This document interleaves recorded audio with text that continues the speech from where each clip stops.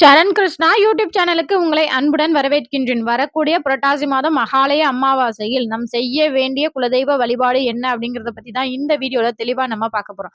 நம்ம சேனல்ல உள்ள வீடியோவை ஃபர்ஸ்ட் டைம் நீங்க பார்க்குறீங்க அப்படின்னா மறக்காம நம்ம சேனலை சப்ஸ்கிரைப் பண்ணி வச்சுக்கோங்க. நம்ம சேனல்ல தொடர்ந்து குலதெய்வ பதிவுகள், ஆன்மீக தகவல்கள் வந்து கொண்டே இருக்கும். வாங்க வீடியோக்குள்ள போகலாம். மகாலய அமாவாசை அப்படின்னாலே நம்ம முன்னோர்களே வழிபாடு செய்யக்கூடிய ஒரு அற்புதமான நாள் தான் இந்த நாள். மத்த மாதங்கள்ல இறந்தவங்க திதி தெரியலாதவங்க கூட இந்த நாள்ல நம்ம தர்ப்பணம் கொடுக்கும்போது, நம்மளோட முன்னோர்களோட பரிபூரண ஆசீர்வாதம் அப்படிங்கிறது நமக்கு கிடைக்கும். அது மட்டும் இல்ல, இந்த மகாலய அமாவாசையில யார் ஒருவர் முறையாக தர்ப்பணம் குடுக்குறாங்களோ, அவங்களோட 7 தலைமுறை பித்ருக்கள் சொர்க்கம் சேர்ந்து அடைவதாக ஒரு நம்பிக்கை இருக்கின்றது. நெறைய பேர் நமக்கு கமெண்ட் பண்ற ஒரே விஷயம், எங்க வீட்ல தர்ப்பணம் குடுக்குற பழக்கம் இல்ல. புதுசா குடுக்குறதுக்கு பெரியவங்க ஏதாவது சொல்றாங்க. நாங்க என்ன பண்றது? யார் ஒருவருக்கு தாய், தந்தை இல்லையோ அவங்க தர்ப்பணம் கொடுக்கலாம். அதே மாரி கணவன் அல்லாத பெண்கள் தாராளமாக தர்ப்பணம் கொடுக்கலாம். மற்றவர்கள் தர்ப்பணம் கொடுக்க முடியாது. அதேபோல ஒரு சிலர் தர்ப்பணம் எங்களுக்கு எப்படி குடுக்கணும்னு தெரியல. எங்களுக்கு இருக்கிற இடத்திலேயே நாங்க எதுவும் செய்ய முடியுமா? அப்படின்னு கேட்குறாங்க. நீங்க தர்ப்பணம் அப்படிங்கிறது ஓடும் நதியில் அமர்ந்து செய்வது தான் முறையான தர்ப்பணம். அதனால ஆறு சார்ந்த இடங்கள்ல தர்ப்பணம் பண்றதற்கு ஐயர்கள்லாம் இருப்பாங்க. அங்க போய் தர்ப்பணம் குடுக்க முடிஞ்சா தாராளமா குடுங்க. இல்ல அங்க போக முடியாதவங்க என்ன பண்ணலாம் அப்படின்னு பார்த்தீங்கன்னா, காலையில எந்திரிச்சு சுத்தமா குளிச்சுட்டு உங்க அருகில இருக்கிற ஓடும் நதிகளுக்கு பக்கத்துல போயி எள்ளு மற்றும் பச்சரிசிய உங்க இடது கையில வச்சு, அத நீங்க தண்ணீர்ல அப்படியே விட்டுருங்க.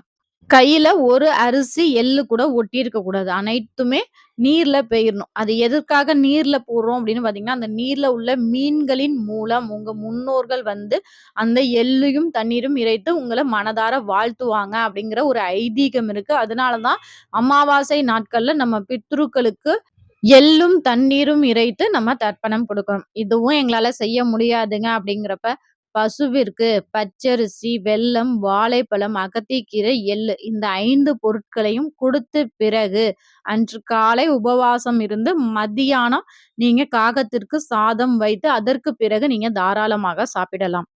எங்க வீட்ல உள்ள ஆண்கள் முன்னோர்கள் இல்ல தான். இருந்தாலும் இந்த தர்ப்பணம்லாம் செய்யவே மாட்றாங்க. நாங்க என்ன பண்றது?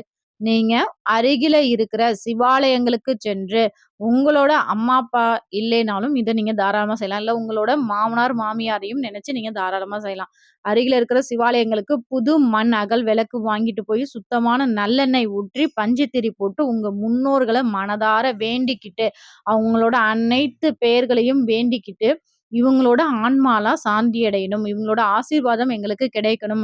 அவர்களுக்கு தேவையானவற்றை சிவபெருமானே நீனே செய்யுப்பா அப்படின்னு சொல்லி சிவபெருமானிடம் அந்த பொறுப்பை ஒப்படைத்து விட்டு அவர்களை நினைத்து நீங்க ஒரு தீபம் ஏற்றி வந்தாலே போதும். கண்டிப்பாக உங்களுக்கு உங்க முன்னோர்களின் பரிபூரண அருளாசை அப்படிங்கிறது கண்டிப்பா கிடைக்கும். பித்ரு சாபம் எதுவுமே வராது. அன்றைய தினத்துல அன்னதானம் பண்ணணும்னு பலருமே சொல்றாங்க. எங்களால அன்னதானம் பண்ண முடியல. நாங்க என்ன பண்றது? அப்படின்னு ஒரு சிலர் கேட்கறாங்க. அவங்களுக்கான என்ன பதில் பார்த்தீங்கன்னா, நீங்க அமாவாசை அன்று காலைல எழுந்திருச்சு வாச தெளிச்சு கூட்டி விட்டுருங்க. கோலம் போடக்கூடாது.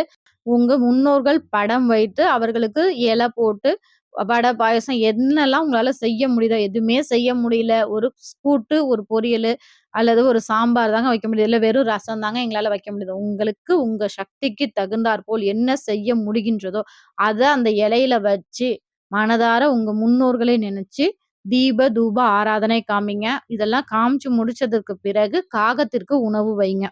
காகம் உணவு எடுத்த பிறகு நீங்க தாராளமாக சாப்பிடலாம். பெண்கள் தங்களோட அம்மா, அப்பா இல்ல.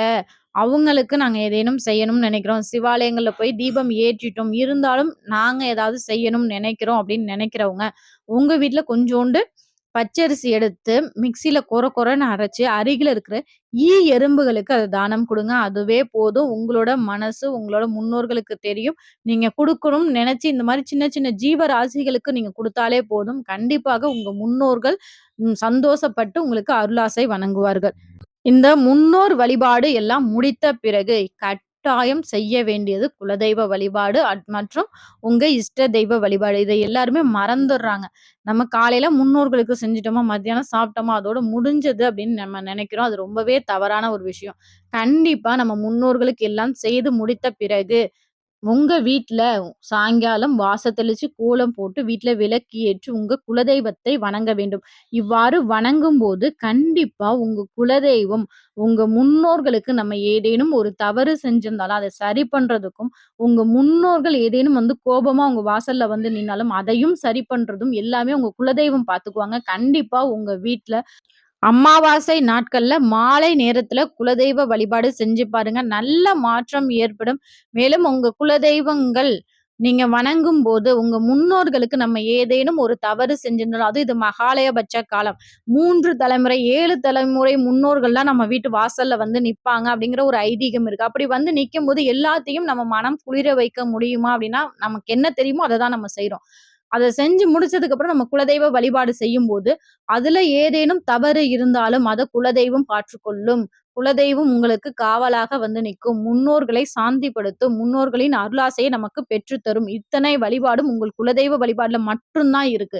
மற்ற தெய்வங்கள நம்ம வழிபாடு செய்யும்போது, நமக்கு அந்த வழிபாட்டு பலன் தான் கிடைக்கும். ஆனா குலதெய்வத்தை வழிபாடு செய்யும்போது தான் முன்னோர்களின் அருளாசையும், குலதெய்வத்தின் அருளாசையும் நமக்கு சேர்ந்தே கிடைக்கக்கூடிய ஒரு அற்புதமான தெய்வம் குலதெய்வம்.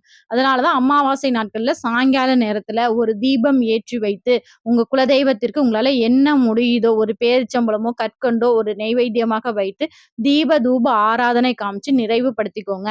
முடிச்சுட்டு அன்னைக்கு உங்க வீட்ல உள்ள குழந்தைகள்லேருந்து பெரியவங்க வரைக்கும் நைட்டு குலதெய்வத்தை மனதார வேண்டிக் கொண்டு, குலதெய்வ விபூதி பூசிக்கொண்டு போய் தூங்கி பாருங்க. நல்ல மாற்றம் ஏற்படும்.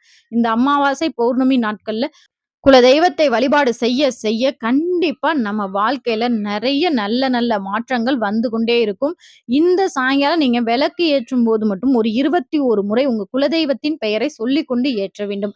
ஓம் என் குலதெய்வமே நமக! ஓம் என் குலதெய்வமே நமக! கண்டிப்பா குலதெய்வ வழிபாடுங்கிறது எளிய வழிபாடு தான். உள்ளன்போட நீங்க குலதெய்வத்தை நினைக்க நினைக்க கண்டிப்பா உங்க வாழ்க்கையில நல்ல மாற்றம் ஏற்படும்.